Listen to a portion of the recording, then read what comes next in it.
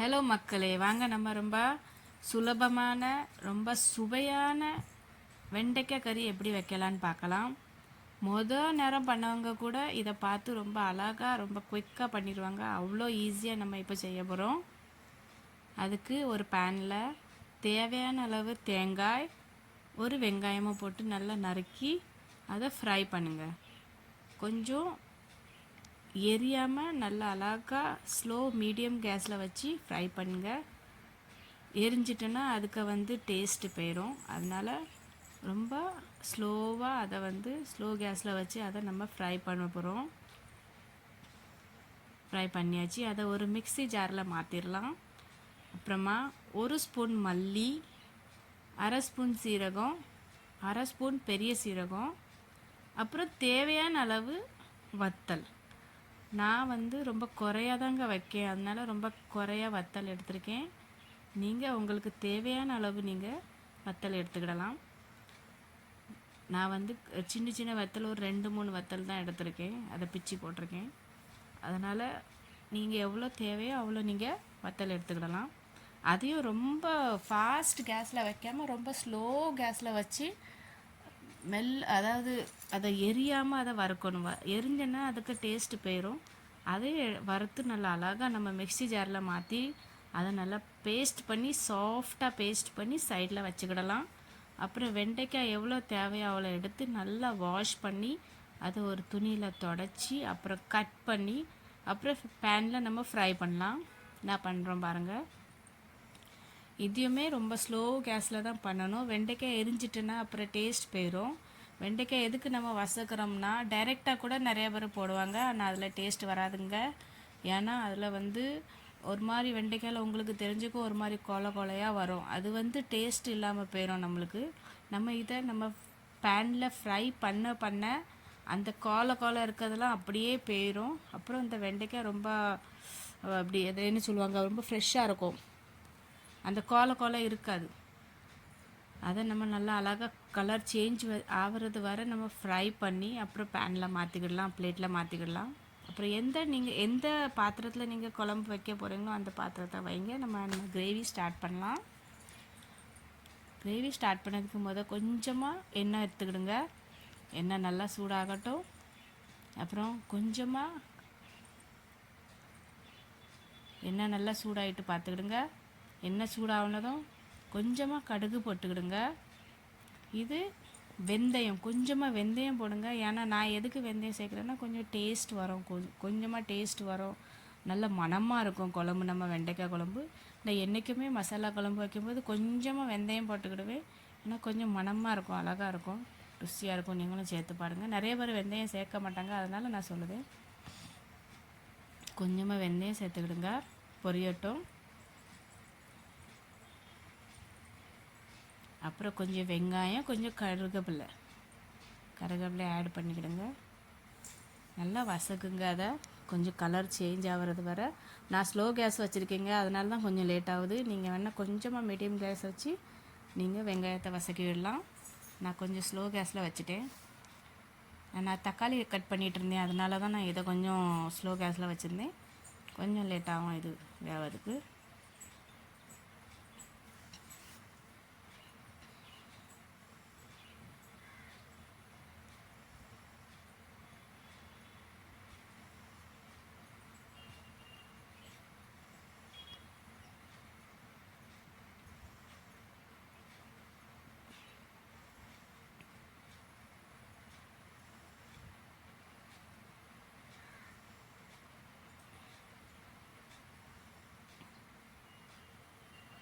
கொஞ்சம் colour change ஆகுது பாருங்கள் வெங்காயத்துக்கு. வெங்காயம் கொஞ்சம் வதங்கிடுச்சு, இன்னும் கொஞ்சம் தான் பாக்கி இருக்குது.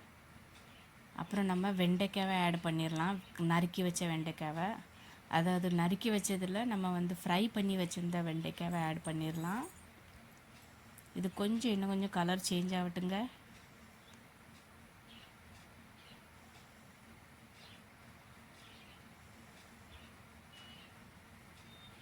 கொஞ்சம் கலர் சேஞ்ச் ஆகிட்டு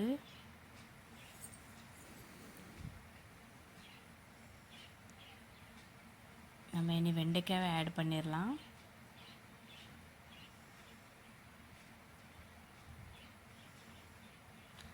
ஃப்ரை பண்ணி வச்சுருக்க வெண்டைக்காவை ஆட் பண்ணி அது கூட நல்லா மிக்ஸ் பண்ணுங்கள்.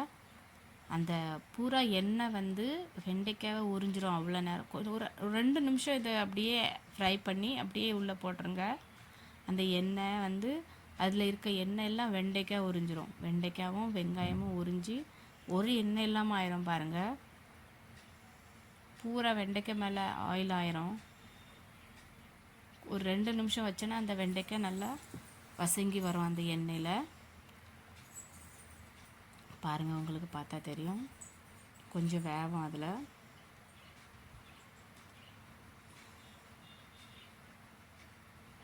இதுலேயே பாதி வெந்துடும். நம்ம வெண்டைக்காய் ரொம்ப வேக வைக்கணும்னு அவசியம் இல்லை, நல்லா வெந்துடும். ஏற்கனவே ஃப்ரை பண்ணியிருக்கோம், அப்புறம் இதில் போட்டிருக்கோம். இப்போ நம்ம அரைச்சி வச்ச மசாலாவை இதில் ஊற்றிடலாம். மசாலா கொஞ்சம் நல்லா வேக வைக்கணும். தண்ணி ஊற்றாமல் கொஞ்சம் நல்லா வேக வைங்க. அந்த வெண்டைக்காய் கூட பச்சை வாசனை எல்லாம் போயிடும். அது வரை நம்ம வேக வைக்கணும். கொஞ்சம் கொதிக்க வைக்கணும் இதை. அதனால் நம்ம நல்லா மிக்ஸ் பண்ணிவிட்டு வெங்காயம் வெண்டைக்காயும் நல்லா மிக்ஸ் பண்ணி ஒரு 5 நிமிஷம் நம்ம இந்த பச்சை மசாலாவை கொதிக்க வைக்கலாம். மசாலா நல்லா கொதிக்கட்டும்.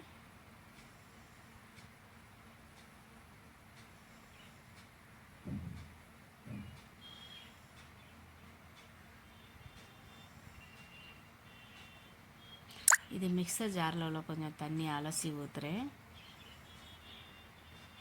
இனி இது கொதிக்கட்டும்.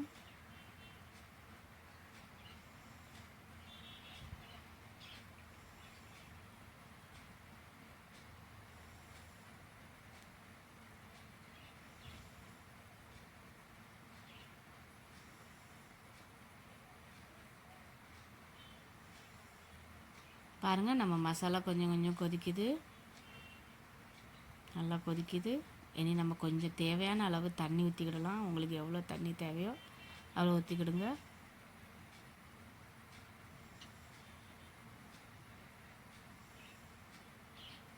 ரொம்ப ருசியாக இருக்குங்க. நீங்கள் இப்படி பண்ணி பாருங்கள். தேவையான அளவு தண்ணி ஊற்றியாச்சு. இன்னும் கொஞ்சம் தண்ணி ஊற்ற வேணாம், அப்புறம் அது வற்றினா சரியாயிரும், கட்டியாயிரும். அதனால் எனக்கு கொஞ்சமாக தண்ணி ஊற்றிக்கிட்டது.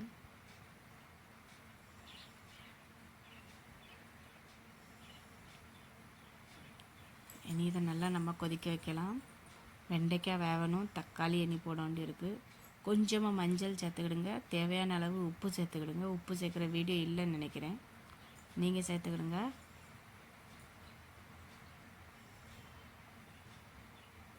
அப்புறம் நம்ம இதை கொதிக்க வைக்கலாம் நல்லா.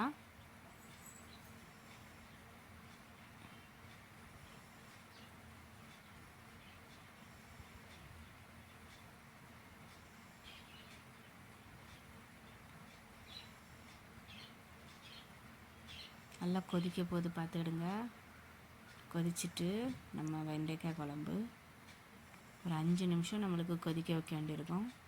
அப்போ தான் அந்த கறி நல்லா வற்றி வரோங்க.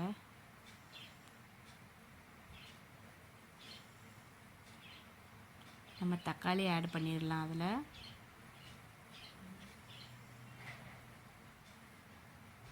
தக்காளி வெந்துடும். நான் கொதிக்க கொதிக்க தக்காளி அழகாக வெந்துடும். ஒரு 10 நிமிஷம் நல்லா அழகாக கொதிக்க வைங்க. நம்ம கறி வந்து கொஞ்சம் வற்றணும், அப்போ தான் ருசி வரும்.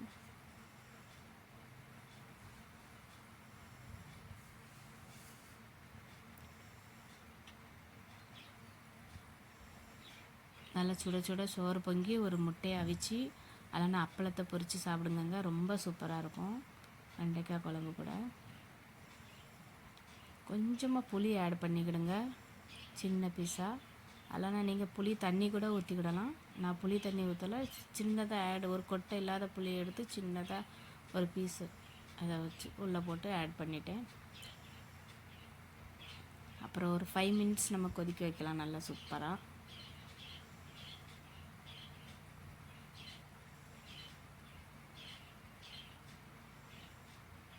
வெண்டைக்காய் வெந்திருக்கான்னு பார்க்கணும். வெண்டைக்காய் வெந்து இந்த தண்ணியெல்லாம் கொஞ்சமாக வற்றி வந்த பிறகு நீங்கள் இறக்கிடலாங்க.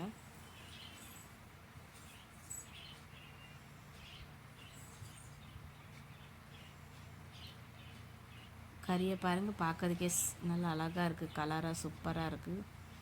டேஸ்ட்டும் அதே மாதிரி தான் இருக்குங்க. நீங்கள் பண்ணி வீட்டில் கறி இந்த மாதிரி சேமாக வச்சுட்டு எனக்கு கமெண்ட் பண்ணுங்கள். நீங்களே சொல்லுவீங்க ரொம்ப சூப்பராக இருக்குது, ரொம்ப டேஸ்டியாக இருக்குது, சிம்பிளாக தான் இருந்தால் ஆனால் நல்லா டேஸ்டியாக இருக்குதுன்னு சொல்லுவீங்க. அந்த அளவுக்கு கறி நம்ம வெண்டைக்காய் கிரேவி இருக்கும், பார்த்துக்கிடுங்க. நீங்கள் வச்சு பாருங்கள், அப்போ தான் உங்களுக்கு புரியும். எனக்கு ரொம்ப பிடிக்கும் இந்த மாதிரி கறி.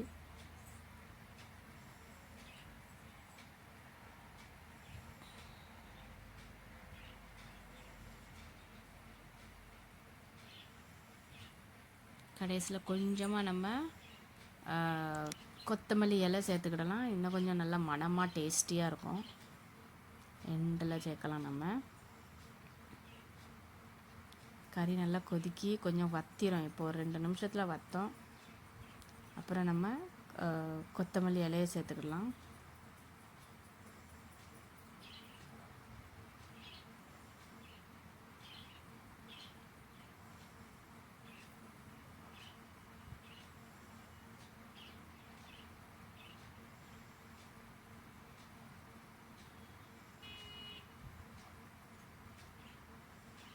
நம்ம வெண்டைக்காய் வெந்துருச்சு, நம்ம தக்காளி வெந்துருச்சு, எல்லாம் ரெடி ஆகிட்டு, கறி சூப்பராக ரெடி ஆகிட்டுங்க. பாருங்கள், வற்றிட்டு கொஞ்சமாக வற்றிட்டு நம்ம கொஞ்சமாக கொத்தமல்லி இலை ஆட் பண்ணிக்கிடலாம். அவ்வளோதான், நம்ம சுவையான சுலபமான வெண்டைக்காய் கிரேவி ரெடி. இதை ஒரு முட்டையாக வச்சுக்கிடுங்க, இல்லைன்னா அப்பளத்தை பொரிச்சுக்கிடுங்க, வச்சு சாப்பாடு கூட சாப்பிடுங்க, சூப்பராக இருக்கும். பாய் உறவுகளே, பாய் மக்கள்.